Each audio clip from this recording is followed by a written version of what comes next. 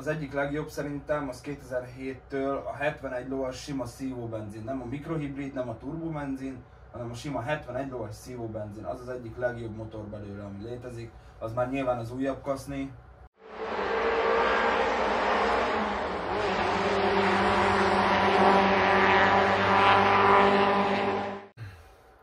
Sziasztok, én Máté vagyok. Sziasztok, én meg Bence, és Smartokkal foglalkozom. Mai podcastünket azért kezdtük el, és az egész podcastezést azért kezdtük el, mert amúgy is nagyon sokat beszélgetünk egymással. A Bence fönt a Dorogon smartozik, én itt lent Veszprémben vagyok, és nagyjából ennyi. Kezdjük el. Igazából, hogy miért is foglalkozom Smartokkal, nekem ez adott volt. A édesapám kezdte ezt el még 2000-2001-ben behordani őket, amikor ugye még nagyon újdonság volt ez Magyarországon. Nem sokat látni belőle, nem sok volt belőle akkoriban, és hát ugye mindenki idegenként tekintett rá. Hozott egyet-kettőt, aztán abból adódott, hogy akkor alkatrészhiány miatt még többet hordott, és nekiálltunk bontani is őket, meg szervizelni is. És semmelyik szerelő nem vállalta el. Isten igazából már nem tudták, hogy kell hozzányúlni az autóhoz. Nem tudták, hogy mit kell csinálni vele. Mit kell tudni így nagyjából a Smartokról, hogy terjedtek el ezek a kis autók így a városba? Hát igazából ez a Smart az maga a 90-es években kezdődött, amikor Daimler-Benz és Nicolas Hayek, ugye a svájci volt a gyártója, összeállt és akar csinálni egy városi kis autót, ami mind megbízhatóságra, biztonságra és ugye kis költségvetési fenntartásra alapozott. Adja magát, hogy ugye az autó méretei miatt a városban ugye könnyű vele parkolni, cikázni, és hát a fogyasztás sem utolsó. Említetted a költségeket, hogy alacsony költségű, hogy valóban így a hosszú évek távlatában is alacsony költségek vannak, vagy azért nem egy olcsó mulatság egy ilyen Smartot fenntartani?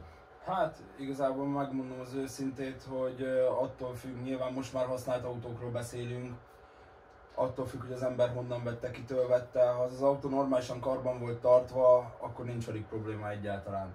Szóval akkor mind alkatrészügyileg egy normál ár, szóval egy gömbfej 2500 forint hozzá, nem egy drága alkatrészellátásra. Nyilván vannak olyan dolgok, amik drágák hozzá, de ez minden autónál így van. Ugye említetted, hogy az első Smart a 90-es években, jól tudom 98-ban készült, a Smart 2, jól tudom? Fortwo. Vagy Fortwo, igen.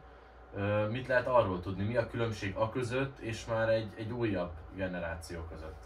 Hát igazából a 98-as az még nagyon kezdőleges volt, szóval hogy mondhatni, ő még laprugós volt elől, ami nyilván nem szószoros értelmében, hanem egy keresztben egy ilyen karbon anyagból egy vékony lap volt az első rugózás biztosítója. Az még nagyon pattogós volt, zajos volt, csörgős volt, de hát nyilván új volt még, nem ford ki, hogy mi, hogy jó. Utána ugye jött 2002-től jött a Cabrio, és 2002-3 környékén jött ugye a váltás, ugye a félsziftje ennek a 98-asnak, az már elő spirálrugós volt, az már autósabbá tettek közlekedés szempontjából. Kicsit zajcsökkentettebb volt, más volt a felszereltség, más színekben jött ki, ugye ezekből is volt limitált kiadás. Aztán 2007-től jött ugye az újabb verzió, abban már 1000-es motor volt, az előzőekben 600-as, 700-as benzines, meg 800-as dízel volt.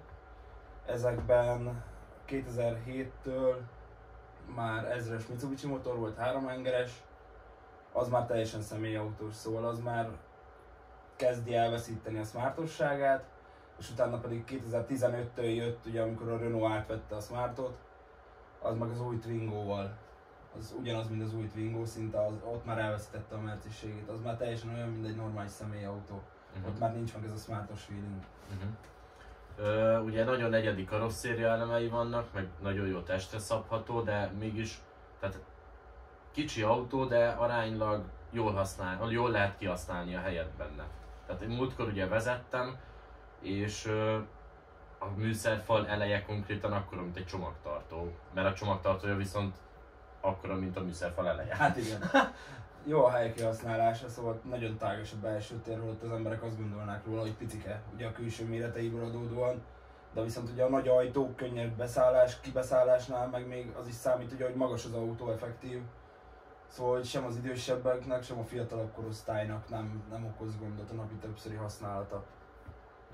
Ugye Smartból is jött belőle különböző típus, jött a Roadster is, ugye azt nagyon rövid ideig gyártották, az egy lapos sportosabb változat volt, az inkább hobbiautó, mint hogy mindennapos használatra, meg ugye jött a Smartból a 4x4, ami effektív egy családi kiszerelés belőle, ugye 5 személyes, de 4 személlyel kényelmesen használható.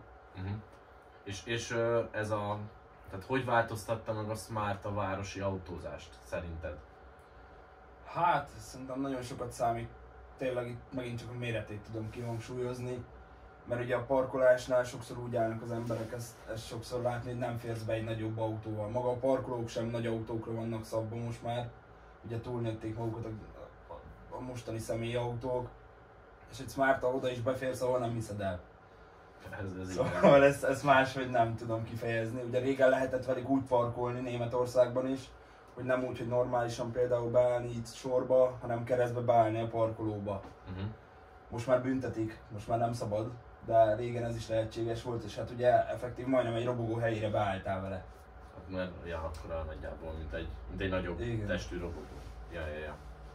És milyen változatai vannak? Említetted, hogy van különböző változata, jól tudom, van a Brabus Tuning cég foglalkozott ezzel. Igen, a Mercedesnél ugyanúgy vett belőle a Brabus is, de ugye van ebből is, van Pure, Passion, meg a Pulse. Ugye ezek olyan kiadások, hogy nagyjából felszereltségre és belsőre. Szóval a Pure az a legalapabb volt belőle, amiben nem volt üvegtető, nem mindig volt automata váltó benne, csak lögdösős. Akkor abban általában ilyen krémszínű belső volt, vagy ilyen világoskék, ilyen egyszerű belső. A Pulse az már egy kicsit felszereltebb volt, abban már klíma volt. Ugye az már más volt, az egy kicsit felszereltebb verzió, a Passion meg általában a legfelszereltebb volt így az alapautókból, és ezen felül ugye jött a Brabus, azokból is voltak limitált kiadások színre, belsőre, ugye a Passionból is voltak ilyenek, mint a Green Style, vagy zöld kívülről, belső krémszínű bőr, a kormánytól kezdve a műszerfalig. Szóval sok változata volt belőle, nagyon. Gondolom ezek mind megfordultak már nálatok, tehát ott vagyis hát a többség. Hát szerintem mondhatni, hogy mindegyik, nem nagyon volt még olyan, ami nem fordult meg. Volt egy nagyon különleges kiadás, az a Crossblade, aminek se ajtaja, se teteje, se szélvédője, azt nagyon limitált darabszámban gyártották. De hát azt meg már manapság nem lehet sem megfizetni, sem megtalálni, aki eladja. Nagyjából mire lehet számítani, ha valaki vesz egy ilyen Smartot, és tételezzük föl, hogy nem a legolcsóbbat, de ilyen, nem tudom, hogy indulnak, ilyen félmillió, 1 millió körül már lehet kapni, gondolom, egy aránylag jó Smartot. Milyen költségekkel kell számolni első körben, vagy mik az ilyen típus hibái, vagy típus betegségei ezeknek az autóknak? Igazából a benzinesek arra lettek kitalálva, ugye benne is van a nevében City Coupé, City Cabrio. A dízel is nyilván ugyanaz a név, de a benzinesek arra lettek kitalálva, hogy anyuka elmegy a óvodába, bölcsödébe, boltba, elviszi a gyereket, elszalad bevásárolni, munkahelyre bejár. Ezeknél a benzines motoroknál olyan 70 000 kilométertől talán olyan 80-90-100 elmegy, van amelyik tovább is, de utána föl kell újítani a motorját a benzinesnek. Ez egy láncos vezérléses motor, a vezérlésnek általában nem szokott problémája lenni. A 600-asnál elkopnak a gyűrűk, fölhordja az olajat, és ezáltal elég a kipufogó szelep. Úgyhogy ott hengerfej le, ugye azt föl kell újítani, meg kell gyűrűzni, új csapágyak bele, és az mehet tovább. A 700-as, ugye az már a 2003-tól, az már más tészta, mert ott viszont oválisak kapnak a hengerek. Ugye effektív ugyanaz a motor, csak vékonyabbak már a hengerfalak, ott viszont gépműhelybe kell küldeni. Ezzel szemben a dízel, az nagyon sok kilométert elmegy, az 3-4-500 000 kilométert elmegy a dízelmotor. Úgyhogy a motorjához úgy nem kell nyúlni, nyilván vezérlést kell cserélni, de nincs olyan, mint a benzinesnél, hogy hengerfej le, vagy gépműhelybe kell küldeni. És ezek nagyjából milyen maximum költséggel járnak, vagy milyen, tehát mekkora az a nagyon, hogy vesz valaki egy autót, és ha minden kötél szakad, akkor ez a legrosszabb eset? Hát attól függ nyilván, hogy a sallangok is hogy állnak, meg hogy mennyire akarja az ember felújítani a motort, hogy nyilván új turbó, új minden, vagy csak pedig tényleg az, hogy a blokkot, a hengerfejet, gyűrűk, csapágyak. A 600-ast azt ilyen 3-400 ezer forint környékén csináljuk, úgyhogy új csapágyak, új gyűrűk, új vízpumpa, nyilván minden ezzel tartozó vezérlés. Ezeket mind megcsináljuk, a 700-as az már drágább, az inkább ilyen 4-500. És az a nagyjából dió nagyságnyi turbo, ami rajta feszított a hátulján, igen, egy kulcstartó. Mennyire problémásak ezek a benzineseknél? Mert azért lehet hallani, hogy a turbó benzines motorok, azért a turbó ott... Figyelj, igazából én azt tudom mondani, hogy úgy nem szokott vele gond lenni, hogy lerobbantja. Nyilván el tud kopni a tengely, ugyanúgy, mint egy normális autónál, de ez változó, ugye ki, hogy használja, milyen olaj van benne, milyen sűrűn cserél olajat, de jól szokták bírni. Dízelnél? Hát a dízel az ugyanaz szinte, szóval, hogy annál még annyira nem nyűgös, mert ha olajzik, akkor is elmegy. Ja, ha jól használod, akkor persze. Akkor igen. Ugye beszéltünk a mérföldkövekről, az első mérföldkő volt ugye az első Smart 98-ba. Igen. A második nagy mérföldkő talán a Smartnak az elektromos része. Hát igen, az ugye 15-től jött, az még a 451-es elektromos, mert ugye a régiek 98-tól 2007-ig ez a 450-es névre hallgat, 2007-től 451-es, 15-ig, és utána ugye amikor jött már ez a új Smart, akkor az meg már 453, amire hallgat. Figyelj, én nem vagyok egy elektromos autós, igazából annyira nem vált be, szóval megmondom őszintén, keveset megy el, kurva szarok az aksik, és drága őket javítani. Szóval, hogy annyiba kerül az aksi, mint az autó, sőt. És ugye nem tudod hova kidobni se az aksit, nem tartja meg senki, mert javíthatatlan. Szinte. Tehát akkor nem azt mondom, ez egy olyan mérföldkő, ami annyira nem sikerült, ami annyira nem sikerült. Nem jó.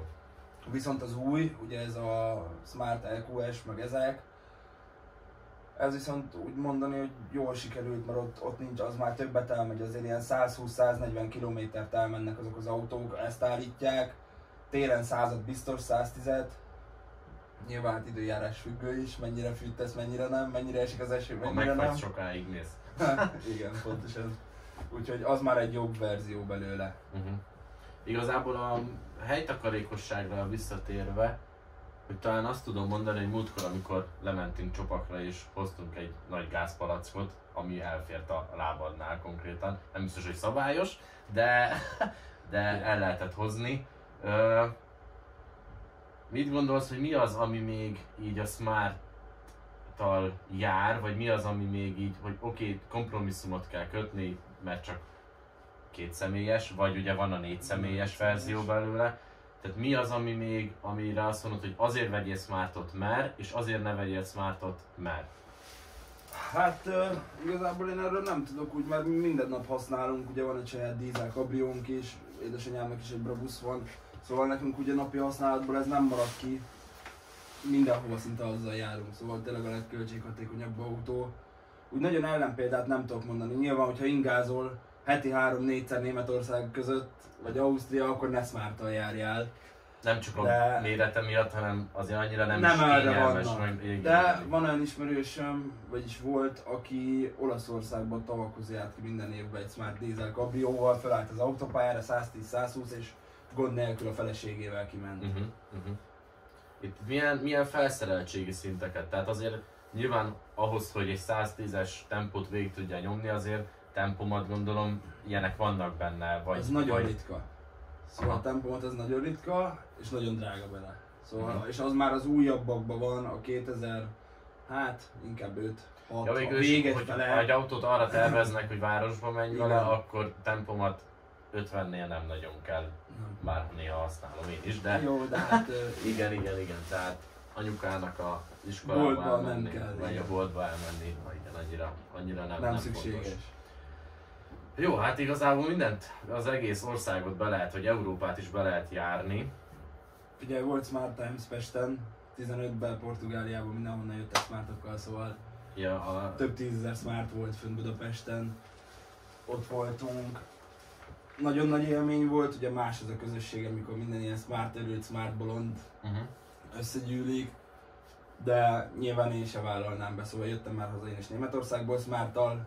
Jó, de hát egy idő után kényelmes. Egyszer, így lehet van, vállalni, igen.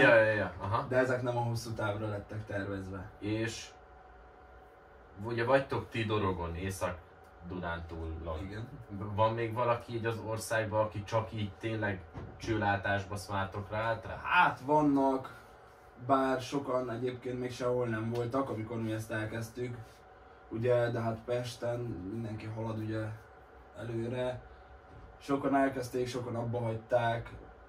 Szóval úgy az ország területén tényleg mindenhol elkezdték a Smartokat, de volt, aki belebukott, volt, aki csinálja tovább is. Mindenki úgy, ahogy tudja. Tehát ki lehet jelenteni, hogy így lefeditek az országot. Járnak hozzánk mindenhonnan, szóval Miskolc, Pécs, Győr, Bécs. Meg ugye te is, ha kell, akkor te is akkor mész, én is mint a megyek héten. mindenhova, pontosan, Ja. mint trailerrel, alkatrészt vinni, akár Pestre, azért heti szinten többször járunk föl, alkatrészt hordani. Úgyhogy igazából, hogyha úgy van, hogy megáll egy autó, mivel mi ugye szervizeljük is őket, akkor megyünk érte trailerrel. Szóval ilyenek általában nem okoznak problémát. Tehát ha Smartról van szó, akkor majd itt lesz egy telefonszám, de nem az övé. Ja. Ja, jó. Én csak bemutatom.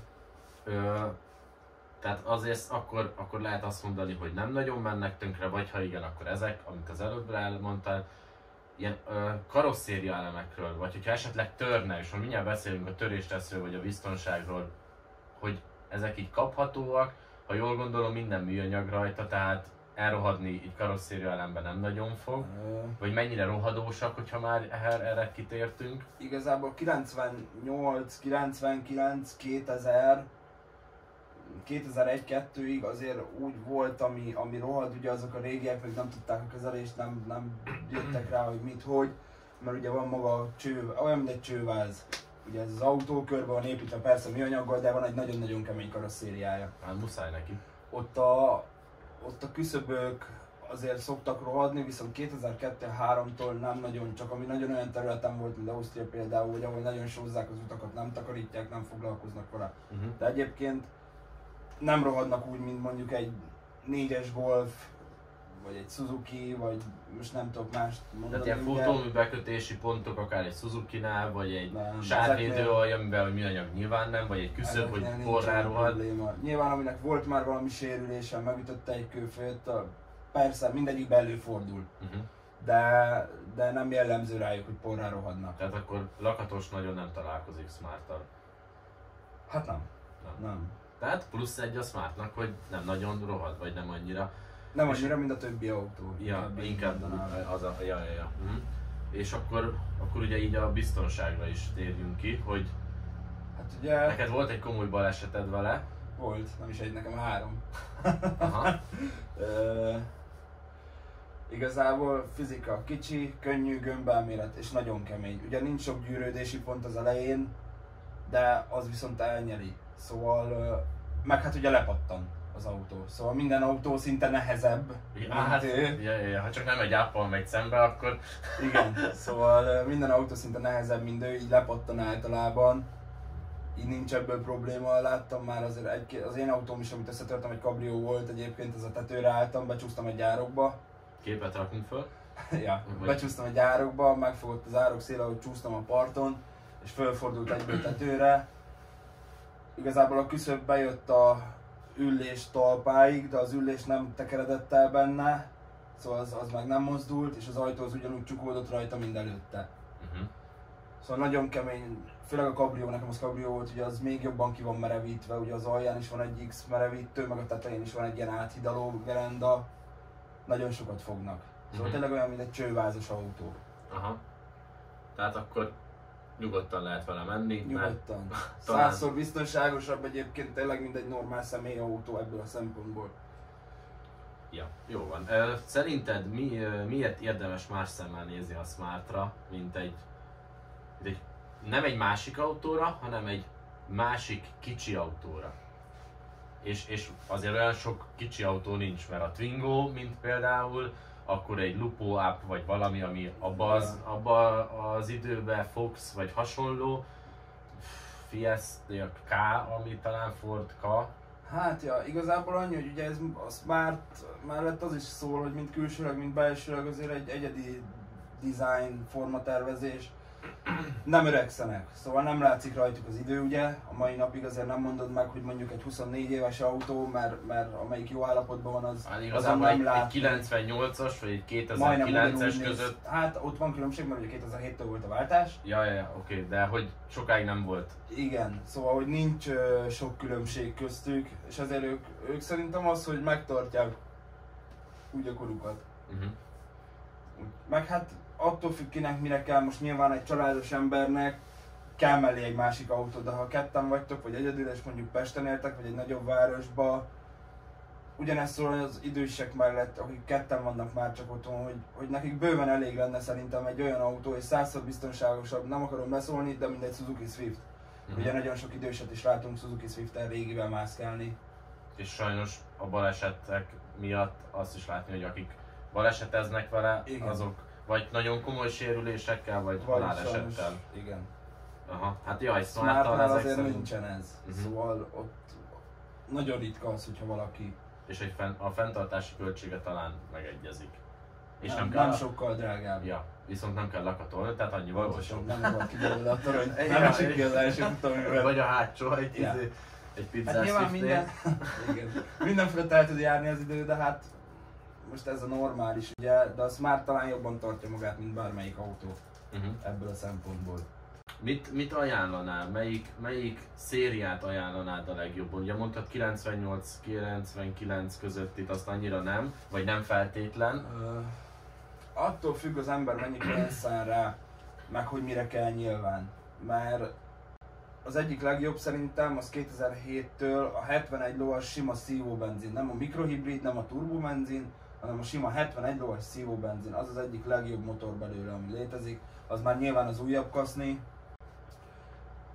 Az a faceliftnek a faceliftje, szóval az nyilván megint más, de az olyan, hogy megbízhatóságra, árban, jó, nyilván az 1 millió forint fölött van az autó, alatta viszont, hogyha esetleg kicsit hosszabb távra kell, akkor egy dízelt, mondjuk 2003-4-5. Azt ugyanúgy városba is? Városban is lehet ugyanúgy használni, szóval nem lesz neki baja. Van egy ilyen előfűtőszál, és hamarabb melegszik ugye a fűtés szempontjából, szóval 2-3 km után az autó szinte meleget fúj. Tehát melegebb van, mint itt a garázsban. Melegebb. Itt is próbálkozunk, de hát nem, pedig ide fújja, de nem. De mindegy, hát.